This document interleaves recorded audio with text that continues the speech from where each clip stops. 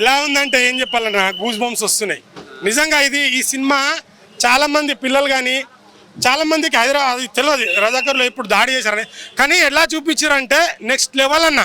ఇప్పుడు మన వాళ్ళు చాలామంది అంటే ఏ పడితే ఆ సినిమా చూస్తారు కదా, ఇలాంటి సినిమా చూడండి. నేను ప్రతి ఒక్క పల్లెటూరులో వాళ్ళందరికీ చెప్తున్నా, ఖచ్చితంగా అమ్మాయిలు కానీ ఆడవాళ్ళు కానీ మీకు ఒకటే చెప్తున్నా, గవర్నమెంట్ ఫ్రీ బస్ ఇచ్చి చాలామంది ఏంటంటే ఏదో టైంపాస్ పోతున్నామని అంటారు. దీనికి రండి, ఈ సినిమాకి వచ్చి మీరు చూసి ఇంకో నలుగురికి చెప్పండి ఈ సినిమాని ఎవరు ఆపాలి అది అనుకున్నారు, కానీ ఆపాల్సిన అవసరమే లేదు. ఎందుకు ఆపిరు ఉన్నది వాస్తవాన్ని వాస్తవంగా చూపించారు. నిజంగా డైరెక్టర్ గారికి చెప్తున్నా అండి, ప్రతి సీన్స్ ఒక్కొక్క సీన్స్ కానీ ఎమోషన్ సీన్స్ కానీ ఫైట్స్ కానీ వాళ్ళు పోరాడిన యుద్ధం కానీ అసలు గూస్ బంప్స్ వస్తుంటుంది. ఎమోషన్ సీన్లో కొందరికి ఏడుపు వచ్చేస్తుంది. మంచి క్యారెక్టర్ అందరూ మెయిన్ రోల్స్ ఎక్కడ అసలు అరే సినిమా ఏంద్ర ఎటుపోతుంది. ఒక మనము రాజమౌళి చేసిన ఎఫెక్ట్స్ ఇప్పుడు బాహుబలిలో కానీ RRRలో కానీ ఎలాంటి ఎమోషన్ సీన్స్ ఉంటాయి, ఎలాంటి గూస్ బంప్ సీన్స్ ఉంటాయి ఈ సినిమాలో ఉంది. నిజంగా ప్రతి ఒక్కరు ఖచ్చితంగా ఈ సినిమా చూసి ఇప్పుడు అసలు ఈ స్టోరీ పిల్లలకు తెలవాలి. ఏదో మనం తెలియని ఇన్స్టాగ్రామ్లో కానీ యూట్యూబ్లో కానీ ఏదేదో తెలియని స్టోరీ చూస్తాం. ఇది చాలా మందికి తెలియని స్టోరీ, నిజాన్ని నిజంగా ధైర్యంగా చూపించారు. ఖచ్చితంగా చూడండి. దీన్ని పొలిటికల్ పార్టీకి ఏం లేదు బ్రో, నాకైతే అట్లా అంటే కొందరికి అనిపించచ్చు, నాకైతే అనిపించలేదు. ఎందుకంటే నిజాన్ని నిజంగా భయపడకుండా తీసిన డైరెక్టర్, నిజంగా డైరెక్టర్ గారికి అయితే హ్యాట్స్ ఆఫ్. ప్రతి క్యారెక్టర్ అండి, ఇప్పుడు యాక్చువల్గా కొన్ని సినిమాలలో ఏముంటుందంటే హీరో ఎలివేషన్ షాట్స్, హీరోనే పాయింట్ అప్ ఉంటుంది. ఇక్కడ క్యారెక్టర్లే హీరోలు. ఒక్కొక్క డైలాగ్స్ ఉంటాయండి, మోటివేషన్ కానీ నిజంగా ఇట్లా గూస్ బంప్. చిన్నపిల్లలు కానీ కాలేజీ స్టూడెంట్స్ కానీ, నేను పర్టికులర్గా ఊర్లలో వాళ్ళకి చెప్తున్నాను, మీరు ఫ్యామిలీలతో వెళ్ళండి, గ్రూపులుగా వెళ్తారా, ఖచ్చితంగా ఈ సినిమా చూడాలి. మీరు చూసి తెలియని వాళ్ళకు తెలియజేయాలి. ఈ స్టోరీ చాలా మందికి తెలియదు. అది సినిమాలో నిజంగా జరిగిందంటారా స్టోరీ అనేది? మరి అది నిజంగా జరుగుతూనే చూపించినట్టున్నారు. అంటే ఏదైనా ఎక్కువ కలుపుతాలు ఏమైనా యాడ్ చేశారు ఏమైనా అనిపించిందా, లేదంటే ఆ రేంజ్ లో నిజంగా ఇబ్బంది పెట్టారు అంటారా మనకి? బట్ అంటే సినిమాలో చూపించిన విధానం అయితే నిజంగా అంటే వాళ్ళు నిజం ఉన్నా కాసం అన్నా ఒక స్టోరీని ఆధారంగా రియల్ ఆధారంగా తీసుకున్నారంటే ఖచ్చితంగా ఉంటుంది. రజాకర్ సినిమా చూసినా నిజంగా అంటే అరే నిజాం కాలంలో మన పెద్ద పెద్ద పొలిటికల్ ఒకప్పుడు ఎలా ఉన్నది, ఎలా పడినారు కష్టం, మన దేశం గురించి ఎంతో మంది ఎలా చనిపోయినారు, ఎంత కష్టాలు అన్నారు. కానీ ఇప్పుడు ఏం జరుగుతుంది సమాజంలో, నీచంగా ఎవడెవడో చిల్లర పనులు చేస్తున్నారు. మొన్న కూడా రీసెంట్ వేరే దేశం భయ్యా దేశం గురించి దేశానికి ఉపయోగపడేటివి అట్లాంటి సినిమాలు చేయండి మంచివి. నేను నేర్చుకున్న పాఠం అయితే దీంట్లో దేశం గురించి కానీ మన గురించి ఒకప్పుడు సర్దార్ వల్లభాయ్ పటేల్ కానీ, జవహర్లాల్ నెహ్రూ గారు కానీ, సుభాష్ చంద్రబోస్ గారు కానీ ఎలా కష్టపడ్డారు, ఎలా మన గురించి పోరాటం చేసినారు, వాళ్ళకి వచ్చిన కష్టాన్ని వాళ్ళు ఏ విధంగా ఎదుర్కొన్నారు అనేది అయితే పర్టికులర్గా అయితే నేను నేర్చుకున్నవి. నేను ఎన్నో సినిమాలు వచ్చినా ఎట్లాంటి మూవీస్ వచ్చినా దాంట్లో పాఠం నేర్చుకోవాలి. నీకు కావాల్సింది ఏంది, నీకు కావాల్సిన మిసే ఏంది, దాంట్లో నీకు ఏది నేర్చుకుంటే బాగుంటుంది అనేది.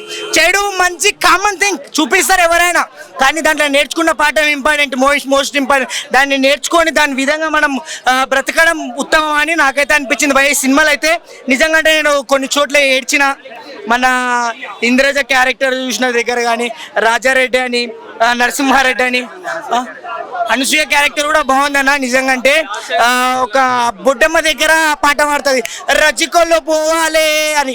నిజంగా అంటే ఆ సీను కొంచెం మంచిగా అనిపించింది. ఇప్పుడు కాశ్మీర్ ఫైల్స్ అయిపోయింది, కేరళ స్టోరీ అయిపోయింది, ఇప్పుడు రజాకార్ కూడా వచ్చింది. నెక్స్ట్ గుజరాత్ బ్యాక్డ్రాప్ లో ఏమైనా ఎక్స్పెక్ట్ చేయొచ్చా? ఏమో బ్రో, మనకు ఐడియా లేవు బ్రో, ఏమో ఐడియా లేవు. కానీ ఇవన్నీ ఇట్లాంటి కొన్ని చూసినప్పుడు నాకు ఈ పాట గుర్తుకొచ్చింది అన్న. పుణ్యభూమి నా దేశం నమో నమామి, ధన్యభూమి నా దేశం స్వరామి, నన్ను కన్న నా దేశం నమో నమామి, అన్నపూర్ణ నా దేశం స్వరామి, అదిగో ఛత్రపతి భజమెత్తిన భజానిది అన్నా. నిజంగా అంటే అరే సినిమా చూసినాక కామన్ థింగ్ నా దేశం పాటలు ఆటోమేటిక్ వస్తున్నాయి. అవునా, వందే మాతరం వందే మాతరం వందే మాతరం. నిజంగానా అన్నా, మంచి సినిమా, మంచి మెసేజ్ ఉంది. ఒకప్పుడు మన గురించి అరే ఇప్పుడు కొంతమంది ఎట్లున్నారు అన్న, నీచ్ కమ్మింగ్ కుత్తేయాలు కొంచెం ఇట్లాంటి దేశం గురించి తెలిసినప్పుడు అరే మా గురించి ఇంత కష్టపడినారు, ఇన్ని చేసినారు, ఈరోజు నేను ఒక మంచి పని చేయకుండా మంచి పని చేయకుండా పర్వాలేదు కానీ చెడు పని చేయదు. చెడు పని చేసినప్పుడు ఏమైతే చెప్పు, మన దేశంలో మనం బతుకుతున్నాం కాబట్టి మన ఊర్లో నేను చెడు చేస్తే మన ఊళ్ళల్లో నన్ను మన ఊరు నా కూడా చెత్త నా కూడా అంటారు. సో ఏం దీంట్లో నేర్చుకోవాల్సింది ఏంటంటే ముఖ్యంగా దేశం గురించి మనకి ఎలా కష్టపడినారు, నిజాం కాలంలో ఎలాంటి పోరాటాలు జరిగినా మనకైతే చూడలేదు కానీ సినిమాలు అయితే కొన్ని చూసినట్లే నాకు అనిపించింది భయ్య. మూవీ అయితే నాకు బోరింగ్ అనే చిన్న పాయింట్ కూడా అనిపించలేదు. మూవీ అయితే మంచిగా వెళ్ళిపోయింది. బ్యాన్ చేసేంత సీన్స్ అయితే ఏం లేవు భయ్య. సినిమా అయితే చాలా ఫేర్ గానే ఉంది. ఆ మూమెంట్ లో ఒక ఇన్సిడెంట్ జరిగింది, అదొక మూమెంట్. అంటే తెలంగాణ ప్రజలు బాధపడ్డారు, ఆ బాధనే ఇతను తెర మీదకి తీసుకొచ్చు. దీంట్లో అంతా బ్యాన్ చేసే సినిమాలు, ఐ మీన్ బ్యాన్ చేసే సీన్స్, లేకపోతే పార్టీలకు సంబంధించిన అవైతే ఏం కనిపించదు. మత కల్లోలాలు అంటున్నారు, అట్లాంటివి కూడా ఏం లేదు. మరి అదే మూమెంట్ లో లాస్ట్ టైంలో కాసిం రజ్వీ ఉంటాడు కదా, అతన్ని ముస్లిమ్స్ కూడా వ్యతిరేకిస్తారు. అండ్ షోయబుల్లా ఖాన్ కూడా అతను ఒక పత్రిక నడిపిస్తూ ఉంటాడు. దాంట్లో ఆ రజాకర్ల పోరాటం గురించి అంటే వాళ్ళు ఎలా ప్రజల్ని పీడిస్తున్నారు అలాంటివని చెప్పేసి ట్రాన్స్పరెన్సీగానే రాసిండు. సో మరి అట్లాంటప్పుడు ముస్లిమ్స్ కూడా కొంతమంది వ్యతిరేకించారు కదా. సో నాకు కూడా ముస్లిమ్స్ చాలా మంది ఫ్రెండ్స్ ఉన్నారు. ఇది ఎలాంటి మత కల్లోలాలు, హిందూ ముస్లిం బాయ్ ఎప్పుడైనా ఎలాంటి మత కల్లోలాలకు సంబంధం లేకుండా ఒక సినిమాటిక్గా చూడండి, చాలా బాగా నచ్చుతుంది. మీరు ఫ్రమ్ ద బిగినింగ్ నుంచి లాస్ట్ వరకు చాలా బాగుంటుంది సినిమా. ఒక బలగం సినిమా అయితే ఎట్లా చూస్తున్నామో ఈ రజాకార్ కూడా అట్లనే. బీమ్స్ సాంగ్స్ అయితే మాత్రం సూపర్. బాబీ సినిమా ఒక సాంగ్ పడుతుంది, అది హైలైట్. ఫైనల్లో కూడా ఒక సాంగ్ ఉంటుంది, సూపర్. మొత్తం మీద సినిమా ఓవరాల్గా ప్రతి ఒక్కరు చూడాల్సిన సినిమా, మతాలకు అతీతంగా. ఆ టైంలో ఒక మూమెంట్ జరిగింది భయ్, ఒక తిరుగుబాటు జరిగింది. సో దాన్ని చూపెట్టాడు తప్ప ఇంకా వేరే కాన్సెప్ట్ ఎలాంటిది లేదు. చాలా బాగుంది ఓవరాల్గా, సూపర్ సినిమా. ప్రతి క్యారెక్టర్ భయ్య, ఒక్క క్యారెక్టర్ అని కాదు. ఇంకా క్లియర్గా చెప్పాలంటే iron man of India Sardar Patel is the hero of this film. ఇంకా క్లియర్ ఆయన ఎంట్రీ, అసలు ఆయన జీవించిండా లేకపోతే నటించిండా మనం తెలుసుకోలేము. ఆయన ఏదో నిజంగా జరిగితే జస్ట్ మీరు కెమెరా పెట్టి ఇప్పుడు నన్ను ఎట్లా ఆడుతున్నారో అట్లనే ఉంటుంది. ఒక సినిమా చూసినా అరే వీళ్ళు నటించిళ్ళు అన్నట్లేదు, చాలా న్యాచురల్గా ఉంది. బేసిక్గా నేను సినిమాలో ఎవరిని ప్రతి సినిమా చూస్తా, ఇట్లానే ఇది కూడా చూసినా నాకు బాగా నచ్చింది భయ్, సూపర్ సినిమా. అనసూయ క్యారెక్టర్ వచ్చేసి బతుకమ్మ ఆడే దగ్గర ఉంటుంది, అక్కడనే ఎండ్ అవుతుంది. ఇంద్రజ మేడం చాకల ఏలమ్మ క్యారెక్టర్ పాలకుర్తిలో బాగుంటుంది. ప్రతి ఒక్కరు ఇంద్రజ మేడం, అనసూయ మేడం అని కాదు, ఎవ్రీ వన్. అసలు అది నటించినట్టయితే సినిమా ఉండదు భయ్య. వాళ్ళు ఏదో న్యాచురల్గా జరుగుతూ ఉంటే వాళ్ళు కెమెరా పెట్టి చిత్రించినట్లే ఉంటుంది తప్ప అదొక సినిమా లాగా అయితే నాకు అయితే అనిపించలేదు. ఒక history, Razakar cinema is history. అది తీయాలంటే గట్స్ ఉండాలి. Hats off to యాటా Satyanarayana. 5/5, 10/10. నిజంగా చెప్పాలా, అసలు అలాంటి సినిమా చూస్తుంటే మనకు హార్ట్ టచింగ్ ఉంటుంది. రజాకాల సినిమా అంటే అప్పట్లో ఆ తీసిన సినిమా కానీ, ఒక స్క్రీన్ ప్లే కానీ, డైరెక్షన్ కానీ, అలాంటి సినిమా మనం చూసినామంటే చాలా ప్రౌడ్గా ఫీల్ అవ్వాలి. అప్పుడు మనం ఎప్పుడో చూడలేంది, ఇప్పట్లో ఒక చార్మినార్, ఒక ఓల్డ్ సిటీ, ఒక అసెంబ్లీ అప్పుడు ఎలా ఉందనే విలేజ్లు కానీ, అంటే మన హిందూ సాంప్రదాయం అంటే ఎలా ఉందో, మన రజాకాల నుంచి మన ఇప్పటిదాకా మన హైదరాబాద్ అని పేరు ఎలా వచ్చింది, మన హైదరాబాద్ పేరు ఎంత కష్టపడుతూ వచ్చింది, అప్పటి నుంచి ఇప్పటిదాకా మన హైదరాబాద్కి ఎంత కష్టపడితే పేరు వచ్చింది మనకి ఈ సినిమా చూసి అర్థమవుతుంది. ఈ సినిమా చిన్నపిల్లలకి, స్కూల్ చదువుకున్న వాళ్ళకి మెయిన్ ఇంపార్టెంట్, వాళ్ళకి చూపించాలి చిన్నపిల్లలకి. ఎందుకంటే వాళ్ళకి అర్థమవుతుంది మన హైదరాబాద్లో పుట్టినాం, మనం ప్రౌడ్గా ఫీల్ కావాలి. ఎందుకంటే మన హైదరాబాద్లో పుట్టినందుకు మనం చాలా ప్రౌడ్గా ఫీల్ కావాలి. ఎక్కడి నుంచో వచ్చి ఇప్పుడు మన హైదరాబాద్ అంటే ఒక హిందూ, ముస్లిం, క్రిస్టియన్స్ ప్రతి ఒక్కరికి అందరూ ఉంటున్నారు. ఈ స్క్రీన్ ప్లే కానీ, డైరెక్షన్ కానీ ప్రతి సినిమాను చూసి ఎంజాయ్ చేస్తాం. ఇంకోటి అంటే ఒక ముస్లిమ్స్ వాళ్ళు ఇక్కడ ఉన్నా కూడా మన భారతదేశాన్ని ప్రౌడ్గా ఫీల్ కావాలి. ఎందుకంటే భారత్ మాతాకి జై, I love you my India అనాలి. ఎందుకంటే పాకిస్తాన్ వాళ్ళు వచ్చి ఇక్కడ కొంతమంది వచ్చి రెచ్చగొట్టడం చేయడము అలాంటివి పట్టించుకోదు. ఇప్పుడున్న జనరేషన్లో బట్టి హిందూ ముస్లిమ్స్ అందరు కలిసి ఉంటున్నారు. అప్పట్లో నిజాం కాలం ఓడో రెచ్చగొట్టడం, ఇప్పుడు అట్లా కాదు, అందరు కలిసిరు. ఈ సినిమా చూస్తే హిందూ ముస్లిమ్స్ వాళ్ళు కూడా చూడాలి సినిమా, హిందూస్ మెయిన్ ముస్లిమ్స్ చూస్తే మనం ఇప్పుడున్న మన ఈ తెలంగాణ ఆంధ్ర ఎంత ప్రేమిస్తూ మనం ఒక ఇండియన్స్ అంటే ఎలా ఉంటాం, మన హిందూ సంప్రదాయం ఏంటో తెలుస్తుంది వాళ్ళకి. అందరు చూస్తేనే సినిమా అర్థమవుతుంది, చూడాలి. ఓవరాల్ గా మూవీ దేని మీద వెళ్తుందండి?